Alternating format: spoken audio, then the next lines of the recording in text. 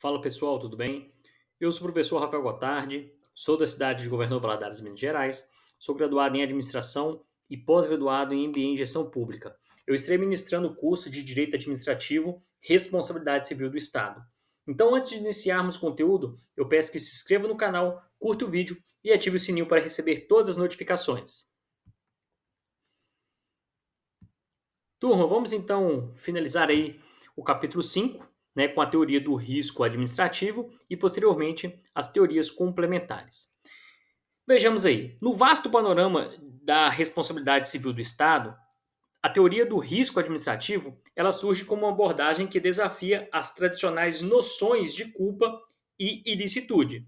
Esse tópico ele se propõe a explorar em detalhes os fundamentos e implicações dessa teoria, destacando como ela remodela a responsabilidade estatal ao colocar a ênfase nos riscos inerentes às atividades públicas. Então, quais seriam os pilares da teoria do risco administrativo? Essa teoria, pessoal, ela tem como alicerce a ideia de que o Estado ele deve ser responsável pelos danos causados a terceiros no exercício de suas atividades, independentemente da existência de culpa. Então, aqui ela se afiniza mais com a primeira teoria que nós vimos lá, aquela risco integral. Então, em vez de requerer a comprovação de dolo ou negligência, essa teoria ela parte do pressuposto de que, ao assumir certas funções, o Estado também assume os riscos decorrentes dessas atividades. E aí vamos para o próximo tópico, né? A responsabilidade objetiva e a superação da culpa. Então, uma característica marcante da teoria do risco administrativo é a adoção da responsabilidade objetiva. Isso implica que o Estado ele vai ser responsável pelos danos causados, independentemente de ter agido com prudência ou imprudência. A ideia subjacente aqui é que ao realizar as atividades que por sua natureza apresentem riscos, o Estado ele vai ser capaz, ele deve ser capaz de suportar as consequências dos danos decorrentes dessas atividades. Logo, nós vimos aqui a questão da aplicação em atividades de riscos e serviços públicos. Então, a teoria do risco administrativo ele encontra uma aplicação particularmente forte em contextos nos quais o Estado está envolvido em atividades de risco ou na prestação de serviços públicos essenciais. Então, seja na gestão de obras públicas, saúde, segurança ou em outras áreas críticas, a teoria argumenta que o Estado ele deve arcar com os riscos inerentes a essas atividades, independentemente de ter agido com cuidado ou não. Então, aqui não tem a questão da culpa, né? Então, os limites e as exceções desse risco administrativo.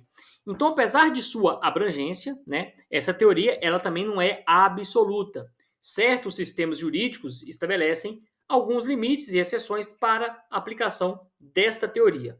Então, em alguns casos, a exclusão de responsabilidade ela pode ocorrer se o dano for causado exclusivamente por fatores alheios à atividade estatal, como força maior ou culpa exclusiva da vítima. Então, isso, pessoal, é a questão da ausência de excludentes que nós vimos como pressuposto aí lá na aula 2, beleza? Então, vejamos.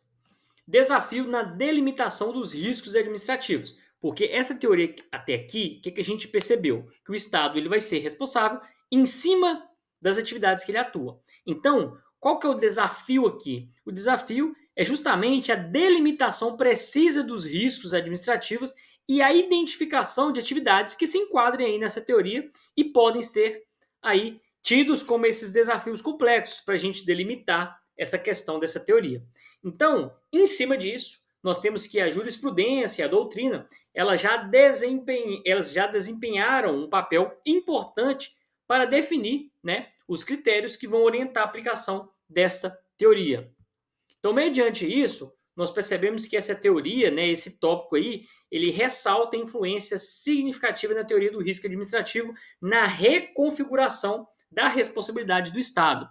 Então, ao remover a necessidade de comprovação de culpa, beleza? Essa teoria ela busca proporcionar uma resposta mais efetiva e justa aos danos causados alinhando-se com a complexidade inerente às atividades públicas e à prestação de serviços essenciais, beleza? Contudo, a sua aplicação ela requer uma abordagem mais equilibrada para garantir que a responsabilidade objetiva ela não se torne um fardo insustentável para o Estado, beleza? Então, essa teoria do risco administrativo ele está ligada ali à questão da responsabilidade objetiva, beleza? Onde a gente não precisa de comprovar, né? Ou seja, o ônus é do próprio Estado. Então, o Estado ele vai tentar mostrar, né, a questão dos excludentes para tentar se eximir da responsabilidade, ok? Então, pessoal, o último tópico desse capítulo 5 é a questão das teorias complementares. Vamos lá. Então, além das teorias que nós discutimos aqui, existem outras abordagens, né, que desempenham papéis importantes na moldagem da responsabilidade estatal. Então, esse tópico 5.4, ele explora alguma dessas teorias complementares, fornecendo uma visão mais abrangente da diversidade de perspectivas adotadas pelo sistema jurídico para lidar, então, com a complexidade da responsabilidade civil. Então, vejamos aqui a primeira teoria. Teoria do risco criado, o que nós denominamos de a culpa como gênese da responsabilidade, ou seja, a culpa como a origem, né, da responsabilidade. Então, a teoria do risco criado, ele parte da ideia de que, ao criar um risco, obviamente o Estado ele deve ser responsável pelos danos resultantes desse risco, beleza? Então, criou um risco, o Estado ele já vai ser responsável por ele. Diferentemente da responsabilidade objetiva, essa teoria ancora-se na ideia de que a responsabilidade ela deve ser atribuída quando há, ou seja, quando existe uma relação direta entre a atividade estatal e o dano causado. Então, muito parecido com uma dessas que nós vimos aí. A criação do risco torna-se o ponto focal da imputação de responsabilidade. Beleza? Então, aqui o foco é o risco, tá? Na teoria da atividade normal, a responsabilidade delimitada pela natureza da atividade. Então, aqui não vai ser risco, aqui vai ser atividade. Então, a teoria da atividade normal argumenta que o Estado ele só deve ser responsável por danos decorrentes de atividades consideradas normais e necessárias. Beleza? Atividades que extrapolam os limites da normalidade não seriam passíveis de responsabilização. Então, ou seja, não, isso, o Estado não pode. Então, nem responsável ele vai ser. Beleza? Então, aqui, ele limita ali só a atividade normal do Estado. Então, essa abordagem, ela busca o quê? Estabelecer um equilíbrio entre a necessidade de responsabilizar o Estado e a realidade de que algumas atividades inerentes à administração pública não podem ser evitadas. Ou seja, tem coisa que não tem como correr, tá? Então, essa teoria, ela nem considera uma responsabilidade do Estado. Tá? Então, algumas atividades, ou seja, o que essa teoria quer falar? Que existe dano, ou seja, determinadas atividades vai existir o dano, mas o Estado nem sempre vai ser responsável por isso, tá? Se isso não for uma atividade normal, se for algo atípico, não vai ter indenização, tá? É o que está dizendo essa teoria da atividade normal. Então, ela limita só a questão da atividade normal. Aqui a questão da teoria da causa direta. Então, aqui vai ter um vínculo da responsabilidade a essa causa eficiente do dano. Então, pessoal, a teoria da causa direta estabelece a responsabilidade do Estado vinculado à causa eficiente desse dano. Então, isso significa que o Estado ele só deve ser responsabilizado se a sua ação ou a sua omissão for causa direta e imediata do dano. Então, aqui, tá vendo como é que ela vai afunilando, né, essa teoria?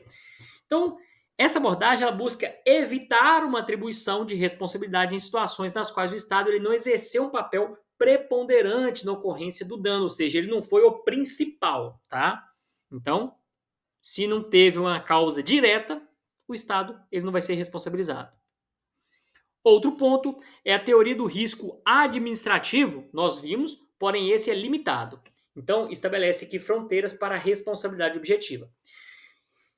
Então, a última teoria complementar, então, fala o seguinte, que essa teoria do risco administrativo limitado, ela reconhece, de fato, a responsabilidade objetiva do Estado, porém, ela estabelece alguns limites claros para a aplicação dessa teoria do risco administrativo. Essa teoria ela argumenta que a responsabilidade objetiva ela deve ser aplicada apenas a determinadas atividades ou serviços públicos que envolvem riscos especiais agravados. Então aqui ele limita somente os agravados, tá? Ou os especiais. Então, fora desses contextos, a responsabilidade seguiria os moldes da culpa administrativa ou então não existiria, beleza? Então, ou seja, a gente observa que essas teorias complementares, umas vão tentar funilar uma das três que nós vimos, outras vão tentar não generalizar muito, mas elas tentam ir por um certo ponto, tá? Então elas tentam seguir uma linha e ir só em cima daquilo ali. Se não for, tá? Isso que nós estamos apontando, não vai ser responsável. Então, para o Estado, são teorias que vão aliviar esse peso sobre o Estado, tá? Assim que a gente pode observar. Então, de forma a gente finalizar essa ideia dessas teorias complementares, nós vamos observar o seguinte: esse tópico ele destacou, né, que a responsabilidade civil do Estado é uma área jurídica complexa, na qual diversas teorias e abordagens vão coexistir, tá? Então cabe aí a vertente, os estudiosos, né, os juristas aí, para ver qual que é a mais coerente, qual que vai trazer um equilíbrio melhor. Então cada teoria ela busca responder à sua maneira aos desafios específicos apresentados pelas atividades estatais. Então, a compreensão dessas teorias complementares é essencial para uma análise holística, tá? Uma análise completa aí da responsabilidade do Estado, considerando a sua multiplicidade de funções e a diversidade de contextos nos quais sua atuação se manifesta. Portanto, pessoal, só para título de curiosidade, tá? Conforme o artigo 37, parágrafo 6º, né, da nossa Constituição Federal, é objetiva, tá, a responsabilidade das pessoas jurídicas de direito privado, prestadores de serviço público, pelos danos causados a terceiros com base na teoria do risco administrativo. Então, no nosso ordenamento jurídico, a gente utiliza da teoria do risco administrativo, ok? Então, pessoal, finalizamos aí o capítulo 5, beleza? Próximo tópico, nós iremos abordar o capítulo 6 sobre a responsabilidade por omissão, tá bom? Então, vejo vocês na próxima aula.